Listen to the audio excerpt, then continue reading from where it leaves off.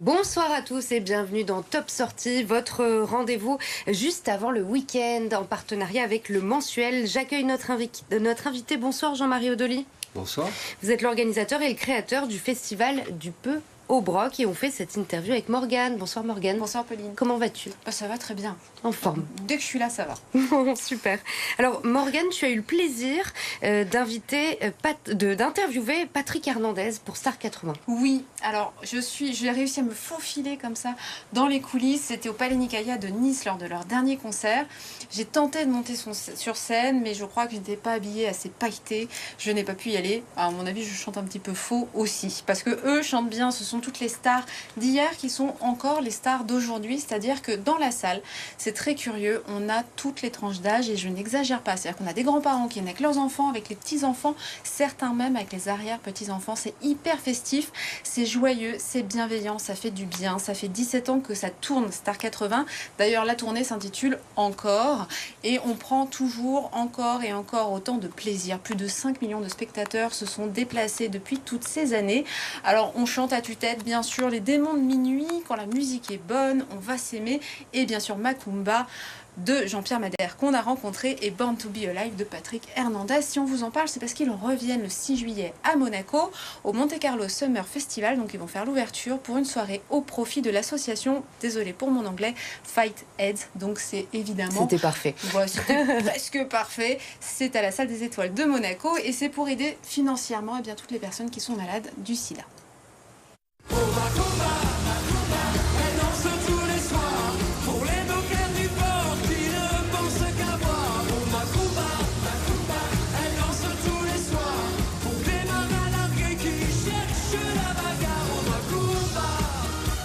On y va assez détendu, mais je dirais que c'est un peu particulier, puisque on se dit que ça va pas durer non plus 20 ans. Donc tout d'un coup, il y a une rareté dans le geste que je commence à ressentir. Et je me dis que c'est un moment un peu magique de ma vie, où à la fois je me suis réconcilié avec cette tournée, avec le passé, avec ce que j'ai été, c'est-à-dire un petit jeune homme qui chantait des chansons à la mode, et puis après qui a un peu disparu des radars, qui est revenu, qui a fait beaucoup de productions, de réalisations avec des artistes importants. C'est un parcours humain d'un musicien, et je me rends compte que je fais partie des privilégiés, et aujourd'hui, à mon âge, me retrouver dans des Bercy, ici à Nice, au Nicaïa, etc., d'être avec des amis, faire de la musique encore. C'est le titre de la tournée, mais mine de rien, ce encore, il veut dire beaucoup de choses pour moi, parce que voilà, c'est le début d'une fin, c'est comme ça, et je savoure chaque instant.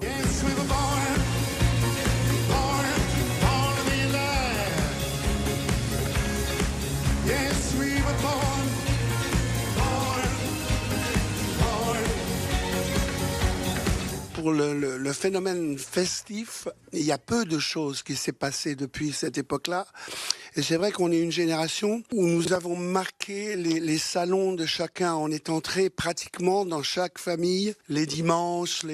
On a fait beaucoup de présentations de télévision, des choses comme ça. Donc on a fidélisé d'une certaine façon les gens de l'époque qui ont fidélisé eux-mêmes leurs enfants dans leur voiture en écoutant les chansons, etc. Moi, j'ai une fille de 17 ans, elle me dit, pour les soirées, on a vraiment besoin de vos chansons, quoi.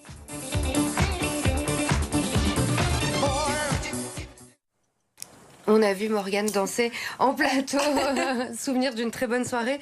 Jean-Marie Odoli, ça vous inspire, vous, la musique des années 80, ce genre de souvenir? Tout à fait. Cela fait partie de l'art. Les classiques sont importants pour faire danser à la fois les anciens et puis cette belle jeunesse qui nous accompagne tout au long de notre vie, bien sûr. Et donc c'est toujours encourageant de voir que d'abord il y a une tradition française de la musique et de voir que il y a aussi cet engouement pour les soirées un peu jeunes, disons ça comme ça. Alors vous venez nous voir, vous, pour nous parler d'art contemporain. Alors un art contemporain, pour le coup, moi j'aime beaucoup, qui est complètement décomplexé, ouvert à tous. On est loin des stéréotypes. Voilà, on peut venir sans avoir peur au Festival du Peu. Tout à fait, c'est un festival qui a été créé il y a 21 ans maintenant déjà et qui était parti sur une proposition de Jean Mas, qui est un artiste de l'école de Nice.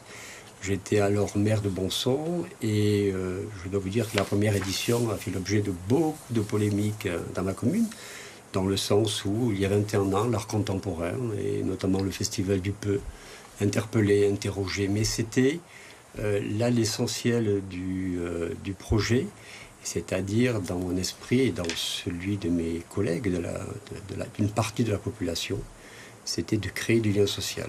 Et très vite, finalement, après 1 ou 2 éditions, d'aucuns se cherchaient en se disant mais qu'est-ce qu'ils ont voulu faire, etc. Eh bien, chacun y a trouvé sa place. Et aujourd'hui, eh bien, la longévité de ce festival prouve que les choix qui ont été faits à l'époque, ma foi, étaient les bons. Et j'espère que ce festival aura une longue vie.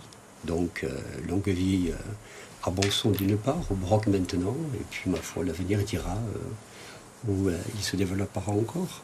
Quel genre d'art présentez-vous? Ce n'est pas uniquement de la peinture? Non, pas du tout. Jean Mas est un artiste de l'école de Nice qui a travaillé sur un concept, le concept de la lettre P.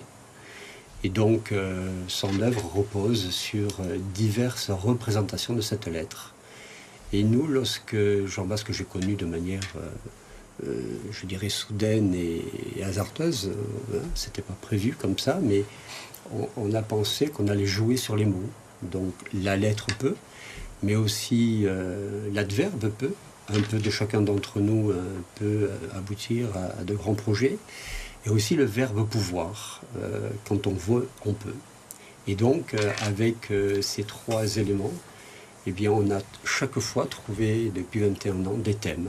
Et cette année, le thème est vivre. Alors, c'est un festival qui nous propose des œuvres en plein air, c'est-à-dire qu'on se balade n'importe où dans le village, je crois même jusque dans le bureau du maire, et on peut y voir des œuvres. Tout à fait. D'abord, je tiens à saluer l'engagement et le soutien de la mairie de Le Broc. Et le maire, effectivement, joue le jeu, puisque il accepte que dans son bureau, qui est l'ancien four à pain, j'ai appris ça il y a 2 ans, eh bien, soient exposés des artistes. Donc, il y a à la fois des œuvres qui sont exposées dans des lieux fermés, des salles d'exposition éphémères ou au contraire, je dirais, considérées comme des lieux d'exposition à long terme, mais on peut voir aussi des œuvres à l'extérieur, et notamment, pour ne citer que 2 exemples cette année, on aura la présence de David qui fait ses grandes œuvres avec le monsieur perché sur... Avec un seau sur la tête. Avec un seau sur la tête. Et par exemple, Laurence Bessat-Joyeux qui, elle, présente des statues, enfin des statues en bois. Voilà. Donc ça va durer du 5 au 28 juillet en 4 sessions de date, donc sur l'équivalent de 4 week-ends. Le VSD, c'est vendredi, samedi, dimanche, du 5 au 28 juillet. Et alors, de nombreuses animations, des ateliers de rue, parce qu'il y a l'exposition, certes, mais il n'y a pas que ça. On devient un petit peu acteur aussi du festival quand on vient en tant que public. Et surtout, vous parliez de lien social, vivre ensemble, c'est important. Et il y a cette cérémonie de clôture qui est devenue une véritable institution. Tout à fait. La cérémonie de clôture s'organise autour d'un repas de rue. Alors là, c'est l'ambiance de nos villages, c'est la participation de chacune et de chacun. Chacun amène ses plats, on les déguste ensemble et on fait de belles découvertes. Genre de grande fête des voisins. Voilà. Et en plus, on a une très très belle soirée vinyle, entre guillemets, qui est organisée par Micro-Sillon et qui permet à chacune et à chacun qui le souhaite d'amener le vinyle de son choix. Et dans la soirée, eh bien, les organisateurs le passent le moment où ils peuvent. Merci beaucoup Jean-Marie Odoli, organisateur et fondateur du Festival du Peu au Broc. À bientôt.